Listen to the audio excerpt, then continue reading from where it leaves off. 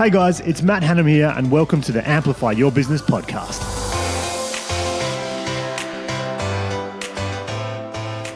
Hey, it's Matt Hanham here and welcome to the Amplify Your Business podcast. I'm here with Alecia Hancock from Hancock Creative and very happy to have you here, Alecia. Thanks, Matt. Happy to be here.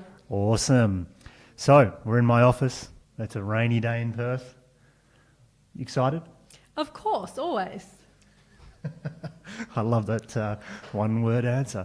Always. Well, I know you've got plenty to talk about. So anyway, very happy to have you here. So rather than me do it, why don't you do it? So who are you? What do you do? What does Hancock Creative do? And maybe keep it to 5 minutes or thereabouts at a maximum. You know me too well. So Hancock Creative, our entire purpose is about helping not-for-profits and worthy causes around Australia fundraise, attract volunteers, build customers, all that kind of good stuff. And we do it by teaching them how to tell stories in a digital world. So we've been running for just over 7 years now. 7 years. Whoa. Slow down a bit. So 7 years, you help cause organisations That's right. navigate the digital world.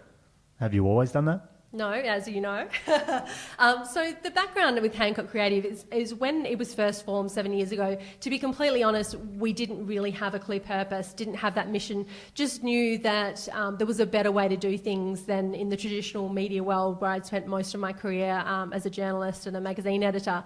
And I knew that storytelling was a really powerful thing. But when I first started the business, we were very much driven by the waves of customer demand.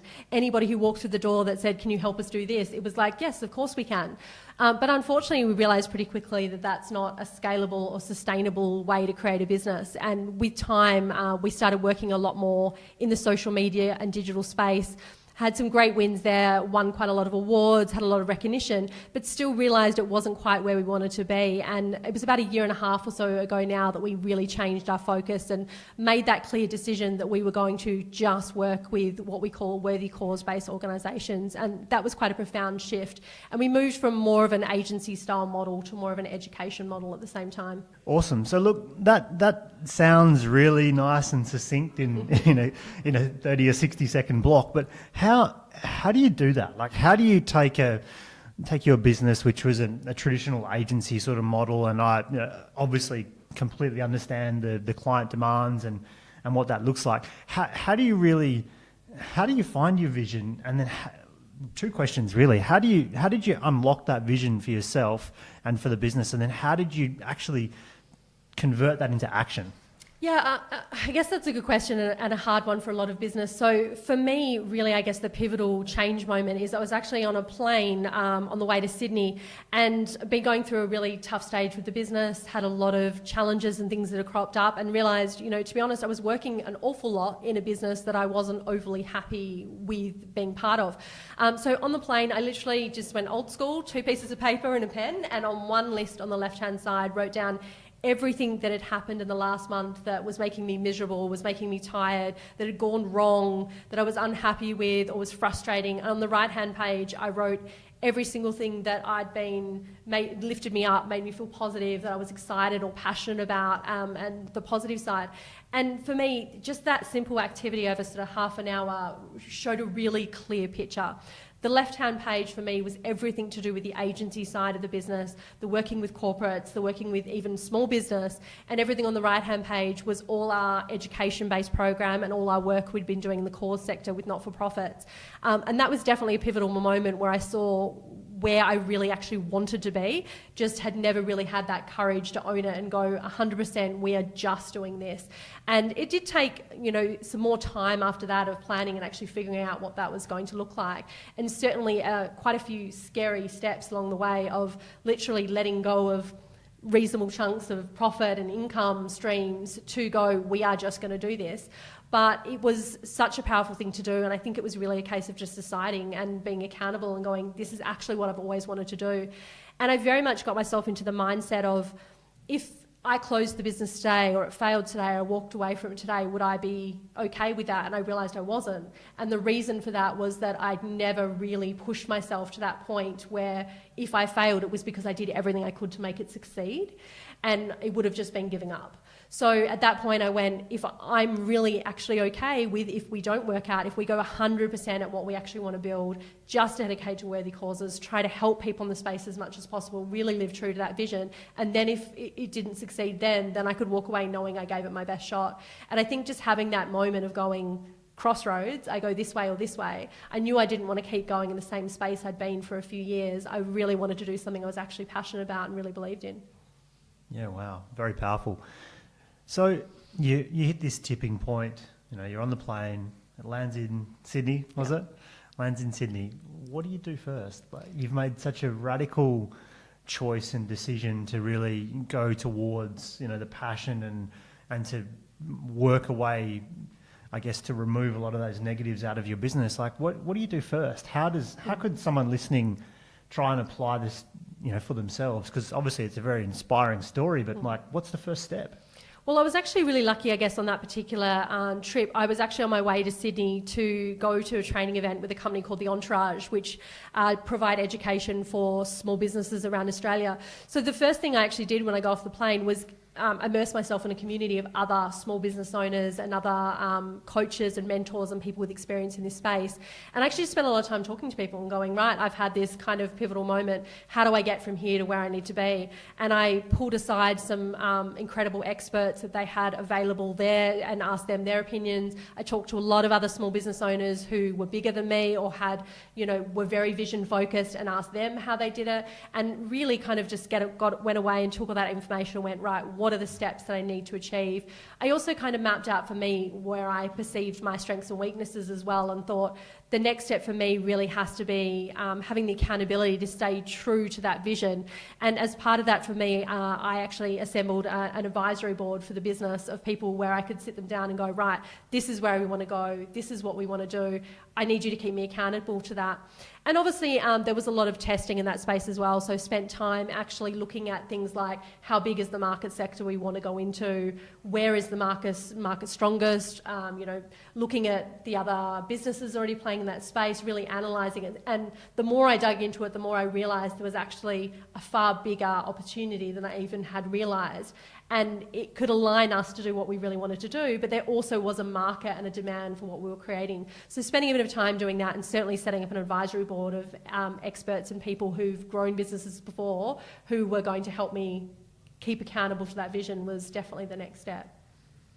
Right. So, I know a little bit more about the story, obviously, personally. So that all sounds like a pretty crazy transition. So you're letting go of some revenue. Mm-hmm. So, because I know a bit more, you had some other service channels, etc., and you've just decided to walk away from those.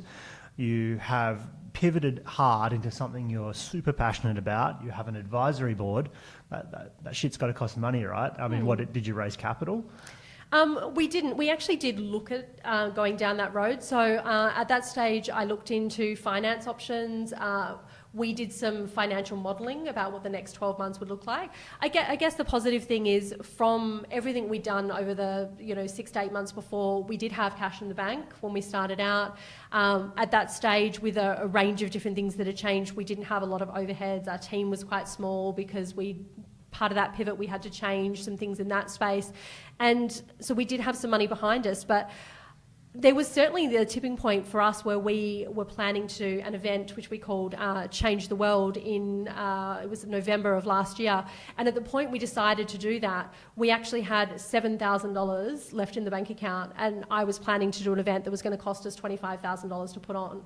So we had to be very smart at that stage and look at what the cash flow would look like over the next few months, how we would make sure we could still sustain everything. And being in that position, and then also, breaking contracts and knocking back business was kind of scary. But I really had to get that mindset of, if I keep that business and I keep working on all these other things, that's just time and resources, not only in physical time, it's also the headspace of thinking about 10 different things, instead of, for the first time in the business's history, going, we are just going to do one thing and we're going to do it incredibly well. And from a cash flow point of view, we were certainly looking at finance. We kind of went down the road to look at all our different options, but we were lucky enough that our event and kind of our launch, when we did go out to the market and go, this is what we're doing 100%, was so well received by the space that we had a lot of new business come in, and we were able to fund kind of our growth from our growth, which was great. Yeah. So like, I guess that's what I wanted to sort of drag out, because the point is it was zero. Like, you didn't raise any money.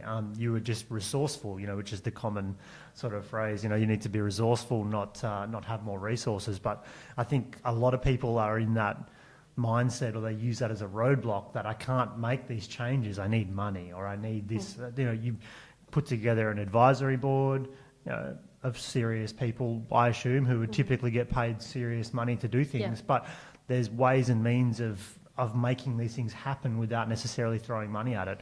The other thing is the extreme clarity I wanted to, I guess, raise by letting go of revenue. And I've been in a position where I've done something similar. It's quite a daunting experience to just go, hey, I know that you were going to give us money for a service, but we don't want to do that anymore. Both from the interesting response that comes from the public when you tell them that you don't want to take their money anymore, but also just watching that revenue shift. So I guess I really wanted to just extract that part of the story and just let people know that you can do these things without money. I think the other part of that comes through as well is, which I didn't know before and I wish I'd known earlier in the business, is by getting so clear on the vision and getting so clear on what we were trying to create and what we were trying to do and why it actually mattered in the world. And putting that out there and just talking to everybody I knew about it, and reaching out and putting on my big girl pants and going out there and talking to people and going, I need support for this.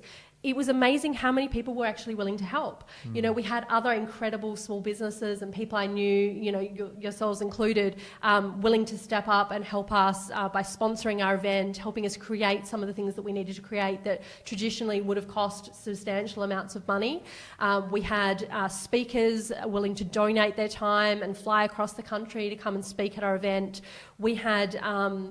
I guess even from the point of view of my team, suddenly you've had people that have worked with me, for some of them for quite a number of years, suddenly had this clarity of purpose of this is where we're going, this is why we're doing what we're doing. And, it just blew me away by how willing people are to go the extra mile when it's something they really truly believe in.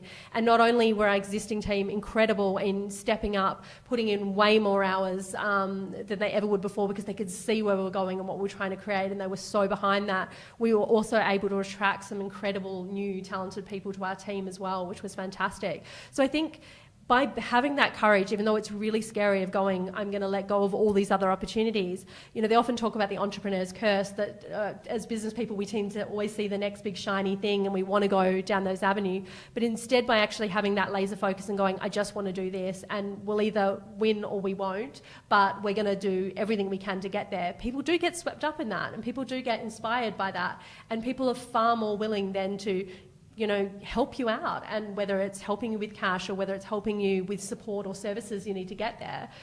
It really blew me away by how many people came out of the woodworks that just went, we believe in you, and now you've got this clear vision. How can we help? Certainty is the word that was just bubbling around in my head, and I think even as really passionate entrepreneurs, so many of us tend to go around without certainty, with not that you can be certain of every little aspect, but just with the path. And like you said before, it's not just you're not 100% certain that you're going to achieve what you want to achieve at the end of that path, but you're 100% certain that you're giving that path everything you've got. Yeah. And I think that's really powerful. And I think I've seen it many times, when someone really locks in on certainty, people get behind you. They start to form a wave around you, and that energy can really just flow on and help you. Like you said, we were happy to help out. We were one of the first people, I think, that just jumped in and said, yeah, whatever we can do. And we're talking about going from zero. You've not run any of these events before, to a nearly 300-person event that went off with a stack of high-profile speakers. And like you said, you didn't have any money. There was no money in the bank because you'd stopped collecting revenue from the revenue you didn't want to receive anymore. And you jumped straight into a launch pad of a 300-person event, which then led into everything else. So I guess the one caveat there for sort of other people listening is that we already did have a not-for-profit client base and already had been running some not-for-profit programs for a few years. It was just always that was a side project. So we didn't sort of completely stop having revenue altogether, but we let go of some large chunks of the business just to focus on one, which was one of the smaller sides of it. But it's the part that made us so much happier. And I think that in itself, you as individuals and as a team can always push harder, work more, really do your best when you know that there's an ultimate purpose at the end of the day. It's not just about making money. It's not just about getting runs on the board. You actually know if you pull this off, it's going to have some serious impact and you're going to be making the world a better place. That makes it so much easier to do what it takes and to push through those roadblocks that you inevitably will hit any time you're doing anything you've never done before. Yeah, awesome. So let's change pace a little bit. Sure. Tell me something interesting. No pressure. What's any specific category? Yeah. Or? Tell me something interesting. Tell me something maybe your auntie might know about you that, but people in business or otherwise might not know. Something interesting, maybe whatever that is. I won't add anything else to it. Oh, excellent. Tell me an interesting story about yourself. Oh God, try to think of something you don't already know. I guess a lot of people don't know that I originally started out as a journalist, but even before that, even that dream nearly didn't come true for me. So back in the day when you had to get a TE score for uni, I know all that sort of system's changed now, it used to flux quite a lot depending on demand. And I decided when I was young, I wanted to be one of two things, either a journalist or a teacher. Ironically, I've kind of ended up becoming a bit of both. Yeah. But I decided about becoming a journalist and going down that stream, despite everyone telling me that, you never make money as a journalist. I applied to Curtin and I really wanted to do their journalism and media program. And when the TE scores came out, the year that I applied, it was actually a higher score to get into that course than it was to get into medicine or law. So I didn't get in. Why is that? It's because it was a demand-based system back then. So the more people that applied, it drove the TE score because it was, say, 10 spots or whatever, 100 or whatever it is. And so they take the top 100 TE scores and then that becomes the cutoff number. Right. So it was actually substantially harder to get into journalism or media at that stage than it was a lot of other professions. But crazy me at the time being so determined that that's what I was going to do, I actually did something that people often laugh about now and say, why did you think you could do that? I actually rang the university and asked to speak to the head of the journalism school, got her on the phone and basically said, look, I didn't get a high enough TE score, but I will be the best student you ever had in this course. What do I do? She said, come in and meet with me. So I took her out for a coffee, found out later that she was had quite a reputation as being a bit of a scary, intimidating person, but took her out for a coffee and basically said, I believe that I will be great in this course. This is the one I want. I got accepted to other unis, but I really want to be here. And she said, okay, well, if you really believe in that, prove it. She suggested I change all of my preferences and enrol in a sociology degree in literally the building next door and overload my first 6 months and do journalism major as well. And she said, if you can prove to me that you are going to be one of the best students I'll have, I can sign a form and basically transfer you once you're already a student. So for a lot of people, massive risk. I enrolled in something I had no interest in doing. And 6 months in, went back and saw her and she signed the papers and I ended up with a journalism degree. I was literally the only person in my degree, in my class that year, that went to a public school, that didn't have parents that were paying me pocket money.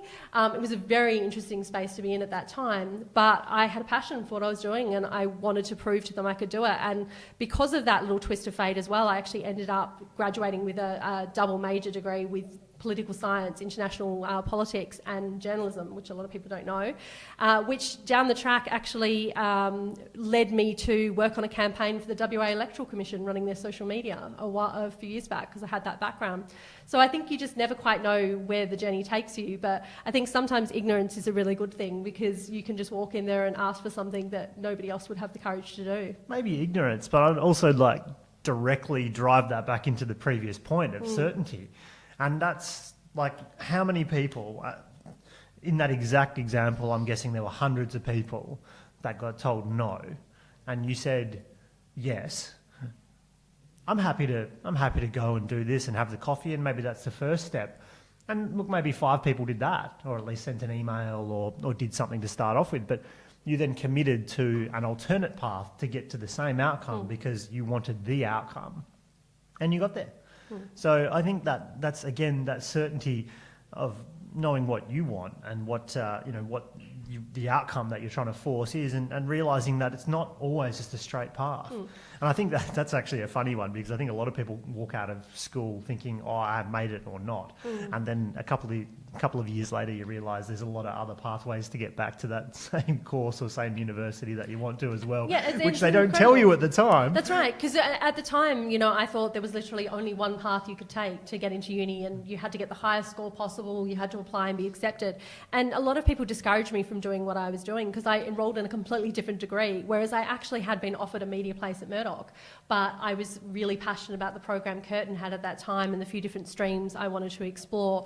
And so I took that risk and went into a completely different degree, and I could have easily not been as successful in journalism and ended up getting stuck with the degree that I didn't want. Yeah. So, but as you know, ironically now I'm actually a university lecturer, so I actually go back to uni and teach some of the stuff that I do, which is an amazing circle to have gone around. No, really cool. So, where's Hancock Creative going in the future? Like, what does the next 12, 24 months look like? The really cool thing is, probably for the first time since I started the business, I know exactly what the next year to 5 years looks like. And I think that's been the big change for me in the last year, that I have that clear path now. So the big things for us we're focusing on is we have our Change the World event that I mentioned before that we ran in Perth in November. We also ran our first one on the East Coast in May in Sydney. We plan to run them next year in Brisbane, Melbourne and Perth and Sydney again. So we'll have 4 cities that we'll be launching our programs in. And this was actually quite an exciting week for us, because this is the week our first East Coast intake actually starts doing our training program. So we just literally opened over in Sydney this week with our first staff member on the East Coast, our office space over there, so that's been quite exciting. So the next year, that's a pivotal part for us. So I guess over the last few years, we've seen how huge an impact training and education programs can have on these kind of causes. Sorry to cut in, but it's funny, I was just bubbling in my head. We're talking about these training programs, but I know they've had some massive impact. Why don't you just share a story or two around that? So we've had, for example, we work with not-for-profits, social enterprises, community organisations, even some government departments, but not-for-profits tends to be the one we tend to go to. So, for example, one of the not-for-profits we worked with on the smaller end was a charity called 12 Buckets, and they're a local not-for-profit that helps at-risk kids in sort of some underprivileged areas here in Perth. And when they first started out working with us, their goal was to attract some new mentors to their program, particularly male mentors, because they couldn't find enough men who were going to come along and be strong male role models for these kids who had troubled family lives. And they started out with 34 mentors, and they had big goals. They wanted to get in new schools and have a high school program and do all these things. But they originally started out with, they wanted 7 new mentors, male mentors in the program. So one of our team worked with them to develop a really simple Facebook campaign where they actually encouraged people to tag in a good man. And because of that, they were able to reach out to those guys and go, hey, this is what we do. Would you be interested? And that campaign, they spent $100 on Facebook to create that campaign. And it actually attracted more than 3 times the amount of new mentors they intended. And within that year of that training program, they actually went from 34 mentors to 78 in 12 months, which was incredible. With a small investment, mentor is even just a leverage point, right? So how many, that many mentors, you might not know the numbers, but that increase in mentors obviously gives them a massive reach of what they can actually do in the community. Yeah, every mentor would work between 1 and sort of 3 kids. Yeah. So they were able to open their program in several new schools. They are able to now start leveraging into high schools so the kids have ongoing support for a longer period.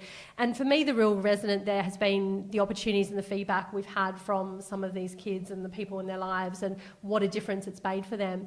And, that's, I guess, just one small example, but there's so many different ones from so many different industries. Even working with someone like Lifeline in WA, most people are pretty familiar with Lifeline. They're about preventing suicide. And they had been doing campaigns for many, many years here in Perth, trying to reach people with something they call Lights by Lifeline. In their previous years, they spent 12 weeks running this campaign, and they fundraised about $3,000, and they, got a pretty good impact and pretty good reach, which they were pretty happy with. But we actually worked with them to introduce video into what they were doing, and we challenged them to get in front of people whose lives they'd saved. And that's a pretty confronting thing for a lot of people, getting in front of someone with a video camera when you've tried to commit suicide. But we challenged them to give that a shot. They found 4 amazing stories that they went and filmed with video, and they used them over the course of a month in the next year's Light by Lifeline campaign. In 30 days, that campaign reached 600,000 people, which resulted in more calls to their line, more people willing to volunteer, more of everything they do so well, which is incredible. And they also raised $12,000 in 30 days compared to $3,000 in 3 months. So that was a massive pivotal thing for them. And they spent $25 on Facebook advertising. So powerful. I mean, I think I harp on about it so much, but the power of particularly the Facebook platform, but it's not the only one right now, but the storytelling element. And the beautiful thing is that it's hard. Guess what? It's hard. But if you can actually, if you're willing to put yourself out there with a level of authenticity, there is an audience. How big or small, we're not sure. But in these, particularly that not-for-profit space, there's always an audience. People care. The community cares generally. And if you can get out there and project that story, look at the power, right, of spending micro dollars. Like if you went up to someone in the street and said, hey, I'm helping Lifeline, $25 is going to have this enormous impact. Find me someone who can say no. Yeah. Right? Exactly, and that's the reality of kind of where I guess our passion and our inspiration came from, that we were having that impact on causes here in WA over the last few years, that we kind of had that responsibility, I guess, of trying to have that impact on a broader scale. So that's where we set out with our plan for Change the World, to bring experts from around Australia and provide a free event for the community and not-for-profits. And very much from the point of view as well that we actually offered our first training grants ourselves into those programs. So we've actually given out $175,000 of training grants personally over the last 12 months, as well as we have a corporate partner in Bankwest Foundation who contributed a further $300,000 to do grants for not-for-profits, which has been an incredible part. So for us, very much we know that we've seen the impact and the importance of not-for-profits really having some guidance to get into that story, and really to use low-cost and free platforms like social media to get it out there to people. And we know that can create real impact. So that's not just a pie-in-the-sky thing. That's actually, this organisation now has more mentors, which help more at-risk kids who are going to, completely have that butterfly effect that will impact their entire lives. Likewise, we know what Lifeline was able to do by reaching that many people. That physically could have saved someone's life and prevented them from committing suicide. Many people. Yeah. For me, that was that real aha moment, I guess, where I felt I have that responsibility to I guess, help as many people as we can. And that's where Change the World came from. And that's where our plan to sort of open up new programs and new offices all around Australia, because if we can help people here in WA, where there's only 9% of the not-for-profit industry in Australia is based here in WA, we knew how big our impact could be if we started getting into Sydney and Brisbane and Melbourne. And the other side to that as well, the other big push for us in the next 12 months is to make some of our training a bit more accessible too, because there are a lot of community organisations and not-for-profits that can't actually afford to pay for training of any kind. So we're releasing a lot more free training than we ever have before, and we're also in the process of releasing our online school, where we're going to have courses and programs and things we produce available for as low as $87. So it will be accessible for causes that have never spent money on education and training before, and that's a really big important part for us in our picture in the next year of trying to get this information in whatever way we can accessible to as many causes as we can. Awesome. And that all sounds like, it can't all be rainbows and sunshine, right? You're obviously very passionate about what you're doing, but I'm sure there must be a lot of challenges as you try and sort of break through and do what you're doing here. Like, what are some of the biggest challenges, or maybe tell us a story, because people are listening, they'll be inspired, but they're thinking, oh, I've got this to overcome or that to overcome. I mean, I'm sure there's been some major challenges. Can you touch on something that you've had to overcome? Look, of course, there's always challenges whenever you're trying to do anything that's new and that's different, and certainly when there's not a model of somebody who's been there before that you can kind of mimic. When you're trying to do something new for you as well as for the industry, there are a lot of challenges. I mean, obviously the reality is every time we've run a Change the World event, there's always been the risk that that's the event that nobody's going to support, none of our speakers are going to want to speak at, and none of the audience will actually believe in what we're trying to create. And certainly a challenge for us was going into the Sydney market. For us, we know the space really well in Perth. We know the industry well. We're known by people in that space. Whereas going into Sydney was entirely new. Nobody knew us there. And we discovered pretty quickly one of the big challenges we faced was that market's also a lot more cynical than the market in Perth. Whereas we found not-for-profit and cause organisations based here in WA were like free training, free education, amazing, someone wants to help us. And we're very positive and very quick to respond to that. Whereas when we started spreading the word on the East Coast that we were about to do this event, we got a lot more responses along the lines of, okay, so what's the catch? Like, no one does anything for free. And there was a lot more people going, oh, well, if it's free, it's obviously not going to be very good. Or, you know, there were so many more objections. And we had to completely change the way we were telling that story and how we were marketing and communicating to people to be really honest and upfront and go, this is not a, sales event. Speakers aren't going to be pitching and selling you things from the stage. They are volunteering their time, some of them, to come and speak. And a lot of these people charge, we had Jack Delosa speak at our last event, and he's, $25,000 to get someone like him for a day. We had a lot of people like that, and there were other people we absolutely do pay to come and speak because we know that they're the foremost experts. So we really had to just, have a greater level of transparency of just addressing some of those concerns and goes, hey guys, there is no sales. This is a free event to give back to you guys. Yes, it builds awareness of our brand and what we're doing, and we also launch a grant program off the back of it, but you have the opportunity to come and find out about that another day, and it's not going to be the focus of today. And we just had to be really open up front about that and sort of tackle those questions, which I didn't think we'd get because we didn't have them here in Perth. So getting more people over there to know about who we were. And we actually had some fantastic vox pops at the event from people. We were just like, what did you think when you heard about this event? And one particularly sticks in mind from Rod from the Bernie Banton Foundation. He's on camera, and I love this little video. He basically says, to be honest, I got up this morning and thought, I don't know if I can be bothered going to this thing. It's probably going to be crap. He goes, and I just can't believe that I nearly missed it. He said it's been so incredible and so amazing, and he was just so excited about everything he'd learnt in that day. It was really inspiring. But the cool thing is now we have that for going into future markets to be able to go, if you're feeling this and you're thinking this, here's what someone else said that did commit the time to come along. But for us, certainly going to new markets, there's always that fear of the unknown.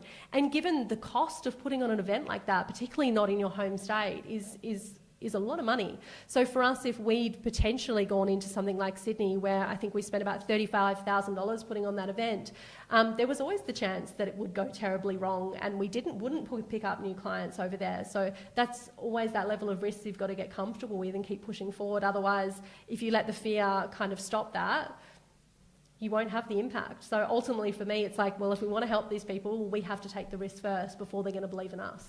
Yeah. Oh, it's really cool. You raised something in the middle there, which I thought was kind of interesting, in that you don't really have anyone that you can track and follow. Not obviously in the specific sense, but where do you draw inspiration from? Do you consume a lot of? I mean, we're obviously in the media game, right? Do you consume a lot of content? Like, whose content do you obviously bolt together to form a bit of a picture and some guidance going forward? Because I think particularly when someone's doing something out in the green space, in the green fields, it can be really difficult because there's not just someone to mimic, right? There's nothing to sort of just follow the beaten path, so to speak. Yeah, of course. And I think the key for me has been being across kind of multiple spaces. So being across what's going in the not-for-profit sector, what challenges they're facing, and making sure what we're doing is actually relevant to them and is what they need rather than what we think they need, has been really important. But also I like to learn from other business owners and entrepreneurs and people in different spaces, because it's amazing the quirky thing you can see that's kind of a thing in the hairdressing industry that you're like, we can steal that and implement it here. And I think that's actually a really valuable part of what we do.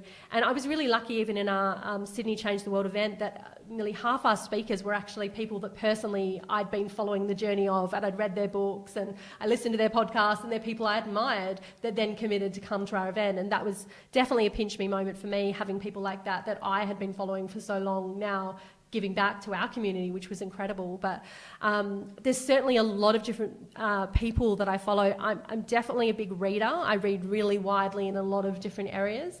I listen to a lot of podcasts and things like that. I don't tend to do the vlogging thing as much because I just don't have the patience to sit still and have to watch and listen to something. I tend to be doing 3 things at once. But I've followed a lot of different people and pulled different people from different industries. So like in the social media space, most people know about Gary Vee. And while I love a lot of the stuff he teaches and a lot of his amazing expertise in the area, I don't always resonate with his, hustle mantra and how he believes you've got to, kill yourself to achieve something. I don't necessarily agree with that, but then I take bits from different people. So I love Amy Porterfield as another person in the US who does a lot of stuff about, webinars and training, and she runs a social media education for a different market over there. She's someone I very much admire and follow. Even people like Lorraine Murphy, who spoke at our last event from the Remarkables group. She's written a fantastic book called Remarkability, which essentially condensed the best advice and learning she's had in her first few years building $1 million influencer agency. So I kind of think if you read widely and you look at a lot of different models, even if there's 1 or 2 gems in everything, you can start to pull those things together and to create something that actually resonates and works for you. Yeah, I love that. I know I very much do the same thing. Like I try and read as widely as possible, and every now and then just be looking at something different, something left field, and I really actually enjoy that part of the process because I think it's easy just to follow one person and look at sort of what they're at and what they're doing, and then maybe get a bit distracted from the fact that you are an authentic person, and there's just you need to follow your track, not just try and mimic others. So yeah, and there's so many people out there that just do that. They see one person they admire, your Jack Deloses, your Gary V's, anyone like that have got a high profile thing in the space, and they're like, even Gary Vee often says, he said, you do you. It's important that you find that take the parts from everybody and find what works in your life. I know for me as well, I know you're on the same boat as well, Matt, being parents. I know that at this stage of my life, being in a business where I worked 12 hours every day and was always travelling and always away, that wouldn't make me the best me and give the best outcome as well, because I would feel that I was giving up another part of my life. And on the other side as well, I could never be a stay-at-home mum because I've got too much the drive and passion, and I know that wouldn't make me the best me either. So it's a constant struggle to find the balance, but and the reality is we kids don't get are hard, it right. It's hard to be a parent and right. run a business and get it all done, right? Yeah, and people ask me, how do you do it all sometimes? And it's like, often quite badly. So the truth is you don't get it right. Just keep trying. Yeah, exactly. You just keep getting better, and you keep getting better with it. Because, for me, there's no such thing as a standard day. If you sort of look at my calendar, it's very strange. So like on a what day is it today? Wednesday. So Wednesday mornings, I get up really, really early and I go into work and I go to the personal training studio and I get my workout in, and then I have a full day in the office, and my mum picks up my son from school and then I pick him up from her house, and we have this weird juggling schedule, and then on Tuesdays I do school pickups, on Thursdays I do school drops. So trying to fit in exercise and time with your family and the business and being there for everyone, often it means and I'm sure I'm not the only one with this, it means that the stuff that's personal for yourself is what gets cut first. But the truth is you've just got to juggle it the best you can and keep constantly adjusting and going. Even when my son started full-time school this year, the original schedule we created, I realised started making me a bit miserable because I wasn't there enough and I felt like I wasn't part of it enough. So I had to make some changes to that, to do a few more school drops and pickups to make me feel I had that balance.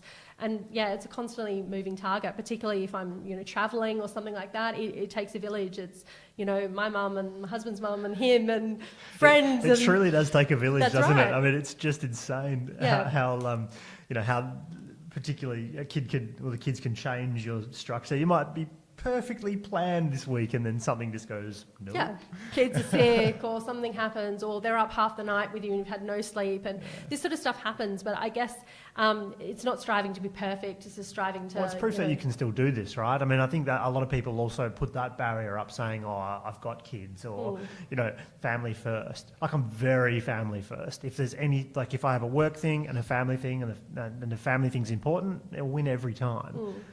Doesn't mean you can't run a good business, build a great business. It's not And it's not a one or the other. And I think that's actually been built up in historical fashion, that you sort of can't do that and put your family first, but it's actually bullshit. Like you absolutely can. You're clearly doing it.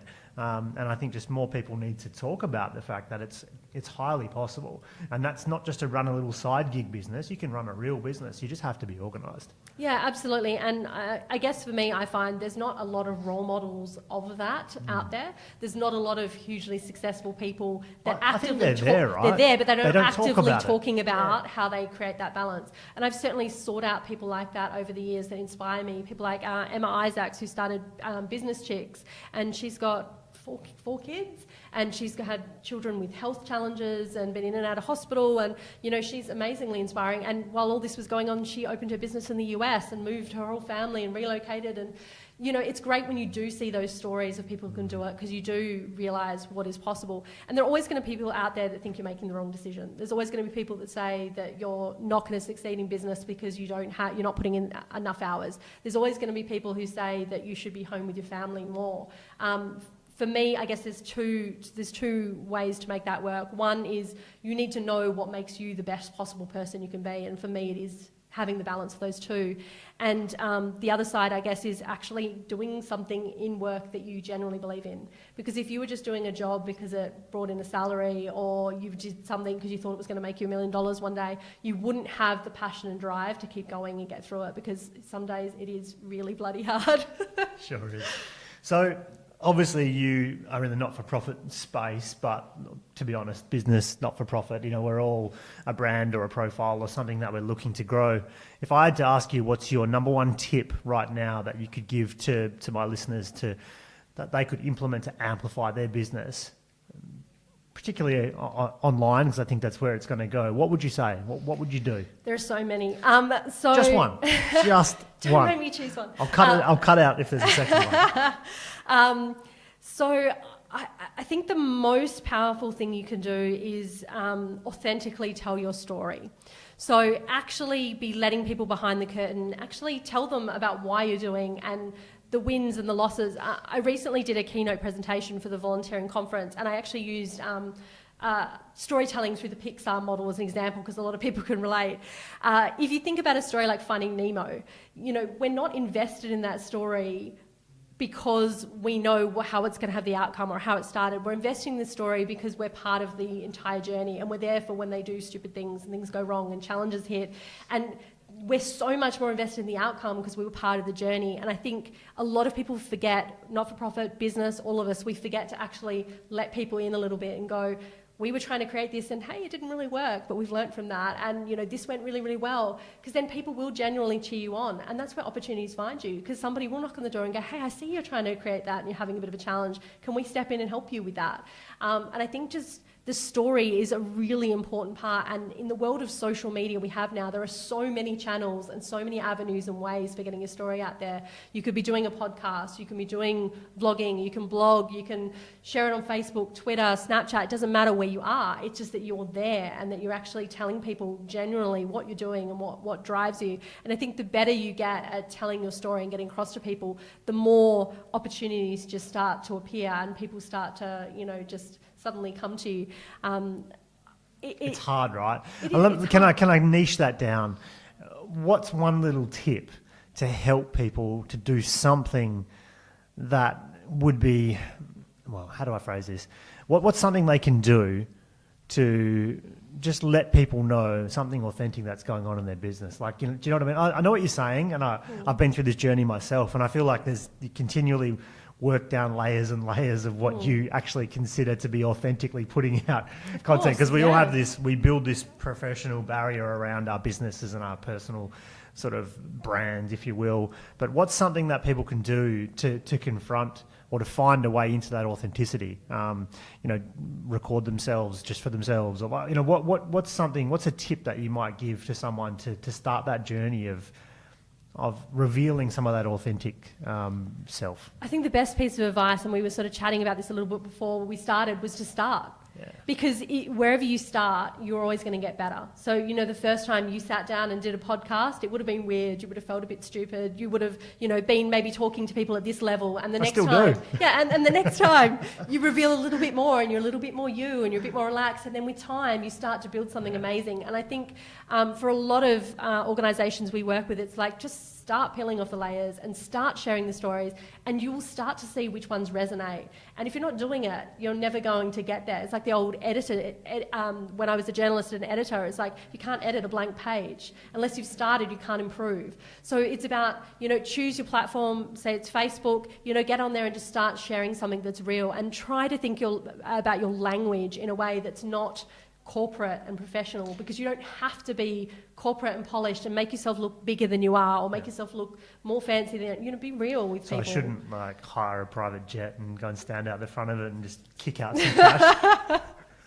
I would say not, because people probably get the wrong impression of who you are and what you stand for. And that's the truth. I think you've got to be a little bit vulnerable. But I think the best thing you can do is start. When you first start writing a blog, you might, look back on that a year's time and go, oh my God, I can't believe I wrote that at the start. It was so crappy and it was full of mistakes and it had grammar issues. It doesn't matter.